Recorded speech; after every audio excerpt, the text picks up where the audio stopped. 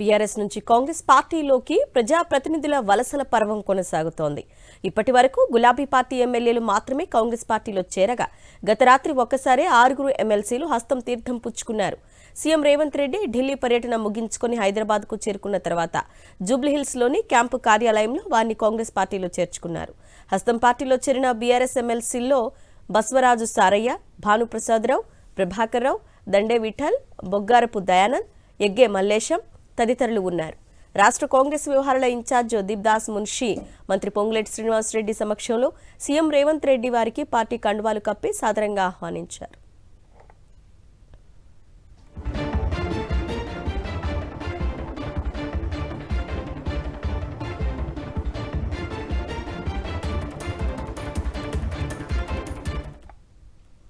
వాస్తవానికి assembly budget సమావేశాల నేపథ్యంలో ఎమ్మెల్సీల చేరికపై గత నెలలోనే చర్చలు జరిగాయి.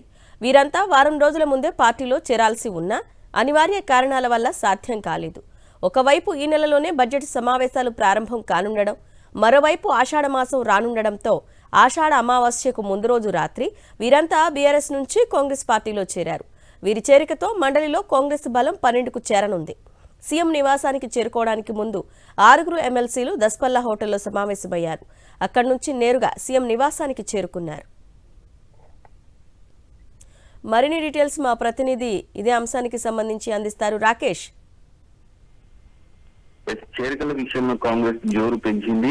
నిజానికి ఒకరోజు ఆలస్యమైన ఏం కానప్పటికీ ఎమ్మెల్సీలు ముందుగా జాయిన్ కావాలని నిర్ణయించుకున్న నేపథ్యంలో సీఎం రేవంత్ రెడ్డి ఢిల్లీ పర్యటన ముగించుకుని హైదరాబాద్ వచ్చే సమయానికి దాదాపు రాత్రి 1 గంట సమయం అయింది. ఆ సమయంలో 6 బీఆర్ఎస్ ఎమ్మెల్సీలు కూడా కాంగ్రెస్ తీర్థం పుచ్చుకున్నారు. ఈ 6కి సంబంధించి కూడా మొత్తం కూడా ఈ పొంగులేటి శ్రీనివాసరెడ్డి అలాగే మాజీ మంత్రి ప్రస్తుత ఎమ్మెల్యే సుదర్శన్ ఇద్దరు కూడా ఈ ఆపరేషన్ చేసినట్టుగా సమాచారం. మొత్తం 6కు సంబంధించి వస్తే దండే విఠల్ ఆదిలాబాద్ కు సంబంధించి లోకల్ బాడీ నుంచి ఎన్నికయ్యారు. అలాగే భానుప్రసాద్ కరీంనగర్ లోకల్ బాడీ నుంచి ఎన్నికయ్యారు.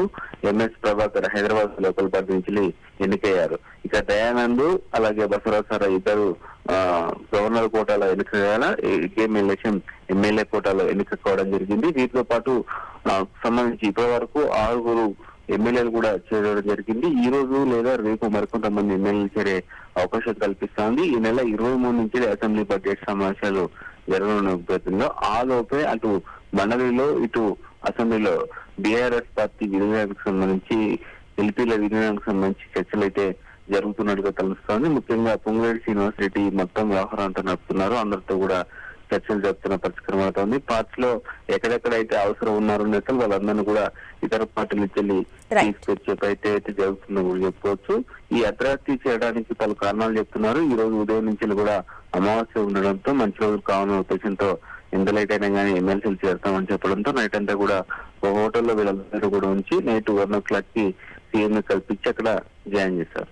Right Rakesh, thank you.